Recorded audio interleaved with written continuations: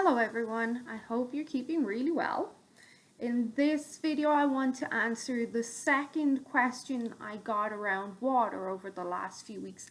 And this second one I was sent a video from a client, and I think the owner of the video was Mama Led or something like that. I can't remember. I tried to access the video, but I think it was from a Facebook group that I'm not a part of, so I couldn't access it properly, but I got the gist of it. And the gist of it basically was saying that you're getting lead poisoning from drinking out of glass bottles, especially green glass bottles. And those who know me know I'm a huge proponent of San Pellegrino, but especially in glass. I encourage my clients to drink out of glass. And lead is definitely not a concern of mine, but I kind of wanted to explain why. So the problem with some of these videos and having catch lines like you're getting lead poisoning from using a green bottle is it can bring in an element of fear and second guessing to people. So hopefully I help clarify that. So the first thing I wanted to go through, there actually has been research and studies done on lead and other heavy metals potentially leaching from glassware. So the studies have been done on this. And glass, of course, is being used for centuries to store food and our liquids and preserves and everything for a long time because it seems to be very safe, which is true. But recently, there seems to be questions or concerns around stuff like this, and I don't know if it's kind of clickbait lines or kind of those clickbaity videos, but I just want to help you understand more. So lead is everywhere in our environment. It's like we cannot avoid it, and any raw material is likely to have some degree of lead contamination in it, and that includes the food you eat, even our water, even if we grow our own food, sea salt. Like pretty much lead is everywhere because it is an element. It is a metal. It comes from the earth. It comes from the soil and the rocks. And if you're growing your own food, there is going to be some lead in there. Obviously, the amounts will vary, but just to kind of drive home that lead is everywhere in our environment, even in our skincare, everything. So the first thing that we want to look at, though, is how much lead is in different types of glassware. And then, of course, does the lead leach or migrate out of the glassware and into your food or your drinks? So that's where the concern is. So first we got to look at, well, what are the research out there? And there was a couple of them that came from independent laboratories and research organizations. And I can share the links, of course, in the description. But basically, these studies looked at leaching from glasswares and generally show, with the exception of lead crystal, there is pretty much no migration or leaching of lead or any other elements of toxic significance into your food or your water. The most recent and comprehensive study was a 2-year study commissioned by the Food Standard Agency, which is a UK government department tasked with protecting public health and consumers' interests in foods. And that study looked at several different types of glass, including soda lime glass containers. So that's bottles and jars that also have colored glass in them. Then there was soda lime tableware, so that was drinking glasses and dishes, including colored glass. There was, using British terms, it was borosilicate tableware, which is basically their version of Pyrex, so they tested that. Their European bakeware is made of borosilicate, but ours in Canada and the US is Pyrex, which is tempered soda lime glassware. They looked at glass ceramic brands such as Vision Cookware, and then they looked at decorated glassware. The study speculates that the primary source of lead contamination is from recycled glass, actually. Colored glass, particularly green glass, had the highest amount of recycled glass, but the glass that had colors or paintings or design had the highest amount in total of any contaminants or lead. So the study looked specifically at colored glass, which would be our green glass, to see if higher levels of lead content resulted in higher levels of leaching. So the soda lime glass, which is made of 3 ingredients, that pretty much had nothing when tested under conditions that replicate normal use, which is important. There were no detectable levels of lead leaching. And then with the borosilicate, which is their version of Pyrex, which is made of silica, boron trioxide, soda ash, and a small percentage of aluminium oxide, or aluminum for you guys.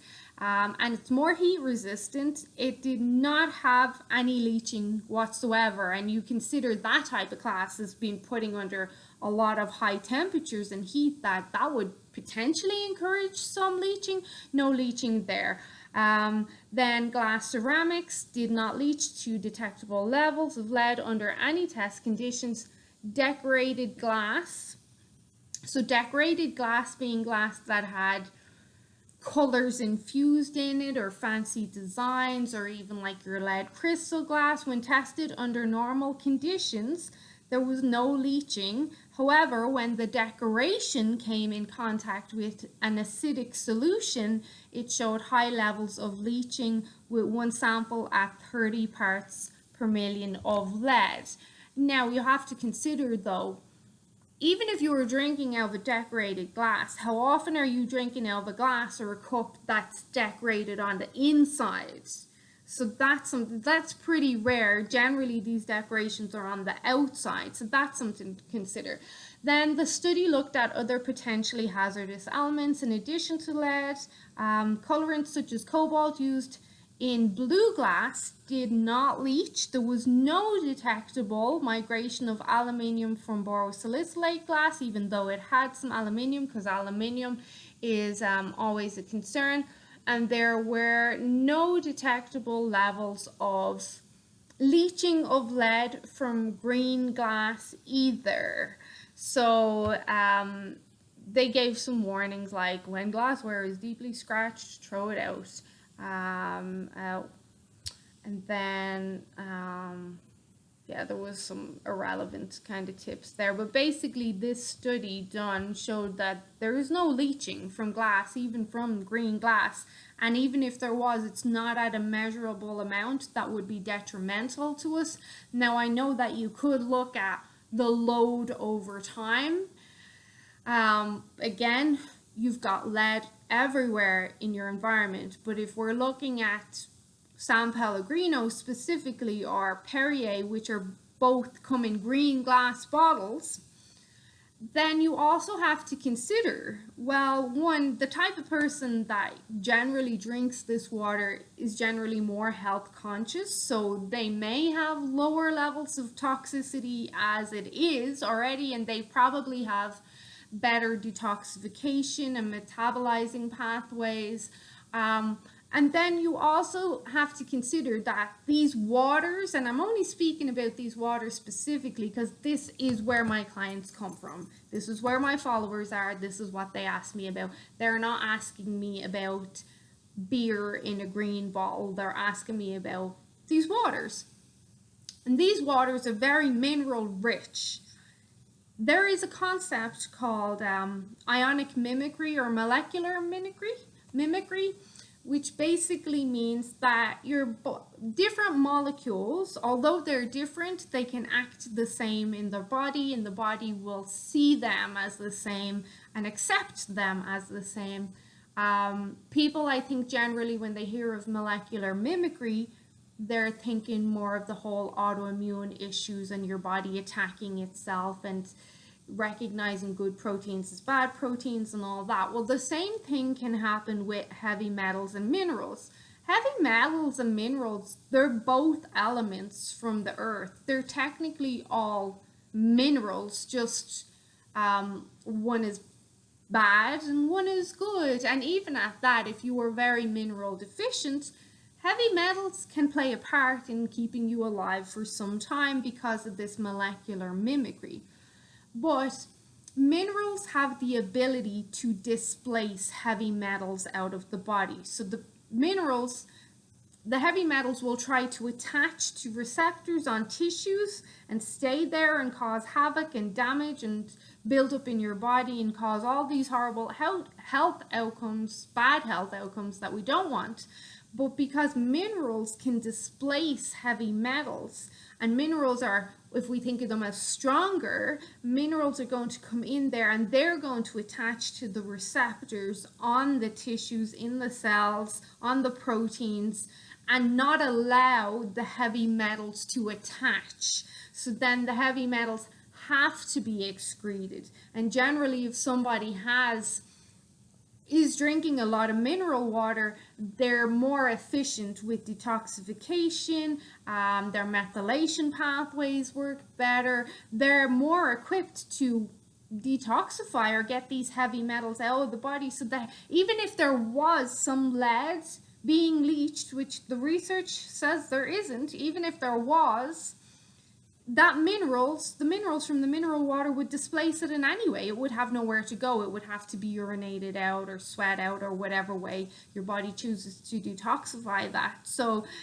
this is something I personally would not be concerned about, especially because these types of water, they're so mineral rich, and the minerals are elemental. They're very bioavailable. They go straight into the cells, into the tissues to be used at very high absorption rate and very fast as well. So even if there was, again, a small amount of leaching, it wouldn't even concern me because your minerals are already displacing it along with any other heavy metals. So if you had issues with nickel or mercury or aluminium, like the minerals are going to help displace those as well. Not that I'm not going to put it out there and say, well, if you've got mercury toxicity, all you have to do is drink mineral water. That's not what I'm saying. It will help a bit.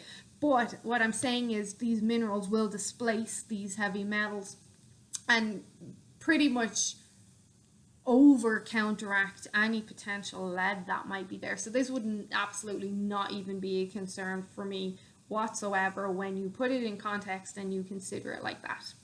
I hope you guys found that helpful. Bye.